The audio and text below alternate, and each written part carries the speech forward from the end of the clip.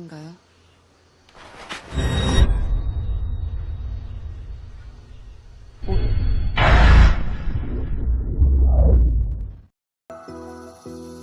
Halo para seto-seto, gimana?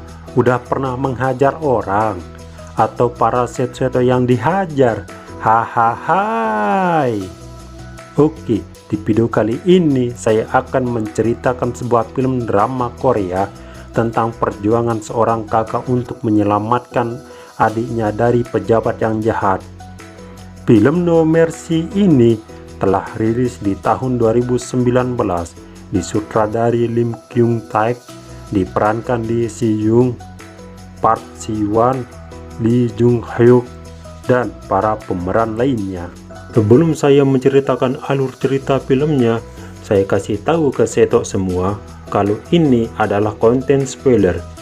Jika seto-seto ingin menonton film aslinya, silahkan ya untuk menontonnya terlebih dahulu. Dan jangan lupa untuk subscribe channel ini agar saya semakin semangat untuk membuat video-video berikutnya. Oke, tanpa lama-lama lagi, yuk kita bahas alur cerita filmnya.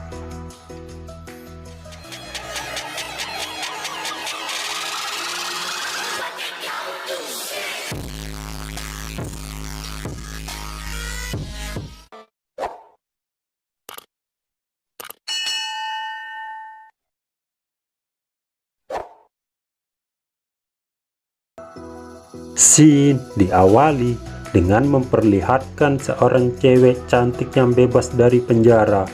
Dia bernama In Ai. Dia dipenjara karena memukul seorang pejabat. Sampai di rumah, dia disambut oleh adiknya bernama Yun Hee. Meski adiknya cantik, tapi dia memiliki keterbelakangan mental. Saat mereka makan malam, In Ai memberikan hadiah penjepit rambut kepada adiknya. Sontak adiknya senang. Saat sedang tidur, Yun Hee mengatakan kalau dia ingin berhenti sekolah kepada kakaknya. Namun kakaknya tetap menyemangatinya agar sang adik tidak putus sekolah. Besok paginya di sekolah, Yun Hee dibully oleh teman sekelasnya. Ternyata ini alasannya dia mau berhenti sekolah.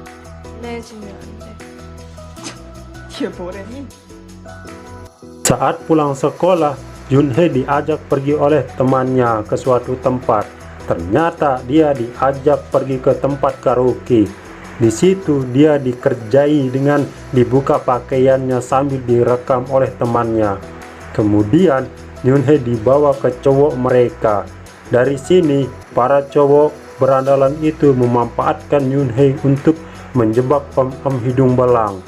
Ketika Yun Hee ingin dimantap-mantap, muncullah cowok-cowok itu untuk menghentikannya dengan modus ingin menyelamatkan Yun Hee.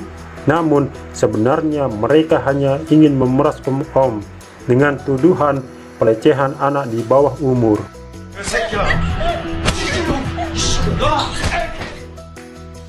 Mereka pun ketagihan mendapatkan uang dengan cara licik itu. Suatu ketika Yun Hee disewa oleh pria bertubuh kekar. Dia bernama Sangman. Para cowok yang ingin melakukan aksinya justru mereka ketakutan melawan Sangman. Mereka pun pergi meninggalkan Yun Hee dan merelakan Yun Hee dibawa Sangman. Di scene lain, In Ai mulai cemas karena adiknya belum pulang. Dia pun mencarinya namun gak ketemu. Besoknya dia mencarinya ke sekolah, tapi dia tidak menemukannya. Bahkan dia melaporkan ke guru kalau adiknya hilang. Namun bukan simpati dia dapat, tapi omelan. Saat ingin meninggalkan sekolah, dia dihampiri oleh teman Yun Hee yang simpati padanya. 드릴 말씀이 있는데요. Lalu dia memberikan rekaman video pembulian Yun Hee di tempat karaokean pada malam itu. In Ai yang menonton video pembulian adiknya langsung mendatangi ketiga para pembuli itu dan menghajarnya. Dia juga menanyakan keberadaan adiknya. Dia juga mendatangi cowok mereka dan menghajarnya sampai tidak berdaya. Dari sini In Ai mendapatkan kartu milik Salman. Di scene lain, Salman menjual Yun Hei di sebuah tempat hiburan yang dimiliki oleh Bos Jung. Sementara In Ai mendatangi rumah Salman sesuai petunjuk kartu miliknya. Namun In Ai tidak bertemu dengan Salman. Dia hanya bertemu dengan anak buah Salman. 당신이 하상관이야. In Ai langsung menghajarnya dan mencari keberadaan Salman saat ini. Setelah mendapatkan informasi plat mobil Salman, dia langsung pergi mencari Salman dan mengambil kunci mobil di sana. Setelah mencari, dia menemukan mobil Salman. Dengan emosi dan marah, dia menabrak mobil Salman. Lalu dia membuka mobil Salman dan menyetrumnya hingga pingsan. Saat Salman sadar, In Ai menjerat leher Salman untuk menyandranya. Lalu In Ai menyuruh Salman untuk mengantarnya ke tempat adiknya berada.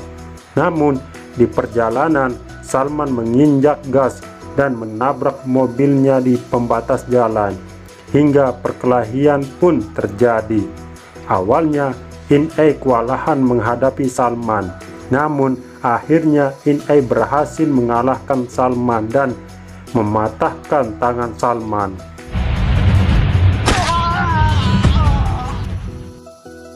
Setelah itu, dia menaruh Salman di dalam bagasi mobil. Dia juga mengambil HP Salman. Dari sinilah dia mengetahui nomor Bos Jung, si pemilik tempat hiburan. Dengan cepat dia pergi ke tempat itu. Sampai di sana, dia menemukan wanita sekretaris Bos Jung. Melihat wanita itu memakai penjepit rambut adiknya, dia langsung menghajarnya. Habis itu dia diantar untuk menemui Bos Jung.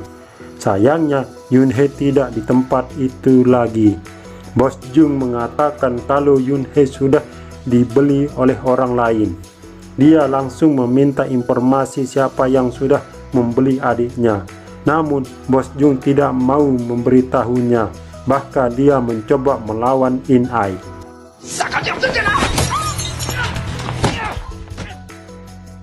Bos Jung yang kalah lalu menyuruh sekretarisnya untuk menceritakan yang sebenarnya. Saat itu asisten Bos Jung sudah menyuruh Yun Hei untuk menghubungi keluarganya untuk menebusnya agar dia bisa keluar dari tempat ini. Namun saat Yun Hei menghubungi rumah, In Ai tidak berada di rumah sehingga tidak ada yang mengangkat teleponnya.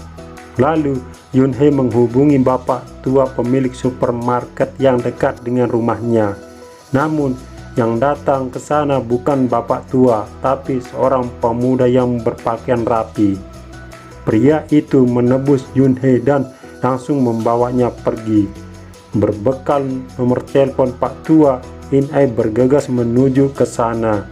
Di tengah perjalanan, In Ai tak tahan dengan teriakan Salman di bagasi mobil.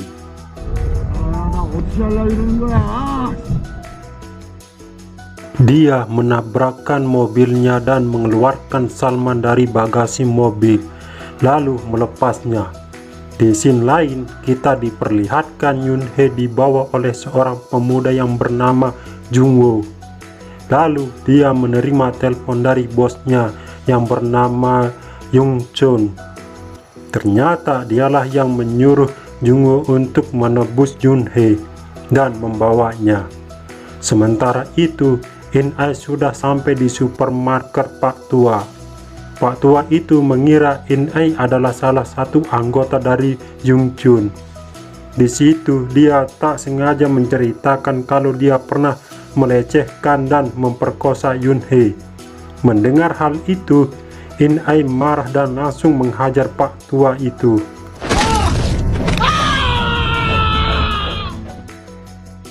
Setelah menghajarnya, In Ai menginterogasinya. Pak Tua itu mengaku bukan dia saja yang melecehkan Yun Hei.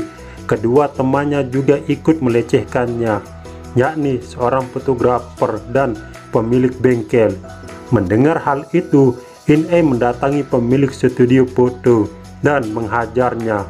Setelah itu, dia mendatangi pemilik bengkel yang sudah melecehkan adiknya. dia memukul tangan pemilik bengkel dengan palu besar tanpa ampun. Lalu dia menginterogasinya. Dari sini dia mengetahui yang membawa adiknya adalah Yongchun. In-ai yang muak dengan para lelaki itu, dia menghabisi pemilik bengkel itu.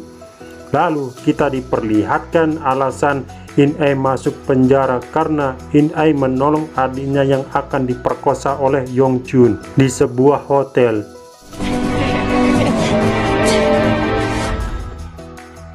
Di situ terlihat In-ai berkelahi dengan Yongchun dan menusuk mata Yongchun menggunakan obeng.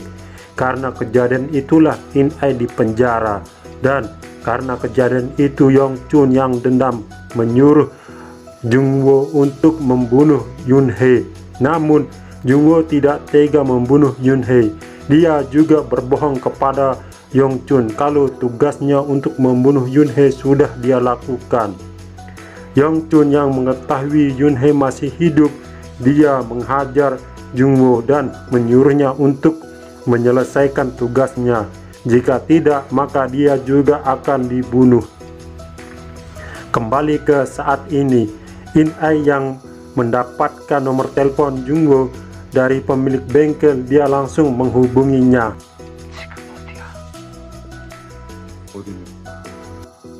Di sini Jungwoo membuat kesepakatan dengan In-ai. Kalau In-ai bisa membunuh Yongchun, maka Jungwoo akan melepaskan adiknya. Berbekal pistol milik Salman, dia bergegas menuju rumah Yongchun. Saat dia ingin menembak Yongchun, dia lengah dan pistolnya terjatuh, dan dia harus melawan anak buah Yongchun.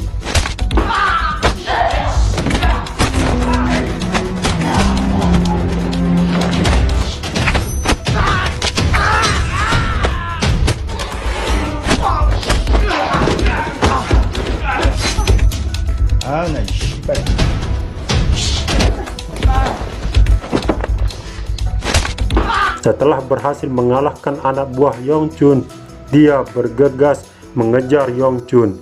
Di tengah kejar-kejaran mobil, dia berhasil menembak tangan Yongchun. Namun, mobil In-ai terpelosot dan dia kehilangan jejak Yongchun. Yongchun yang mengetahui kalau Jungwoo berkhianat, dia menyuruh anak buahnya untuk mencari keberadaan Jungwoo. Tak butuh waktu lama, Jungwoo akhirnya tertangkap dan dia dibunuh oleh Yongchun.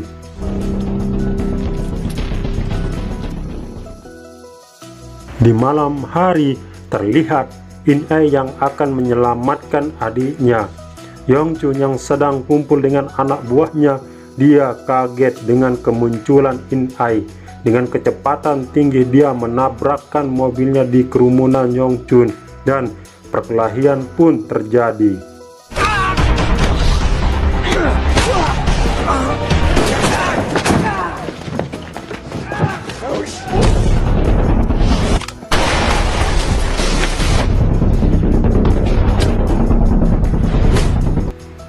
In-ai berhasil mengalahkan anak buah Yongchun. Habis itu dia menuju ruangan tempat adiknya disekap. Namun di sana Yongchun sudah menunggunya dan perkelahian kembali terjadi.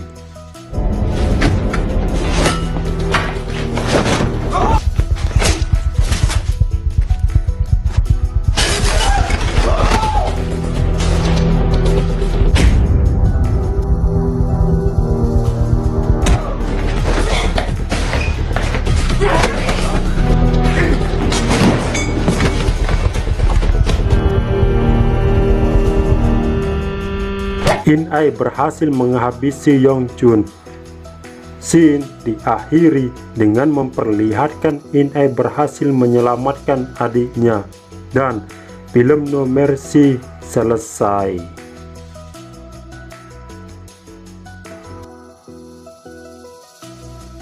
Dari film ini kita dapat pelajaran bahwa tugas orang kakak untuk melindungi adiknya.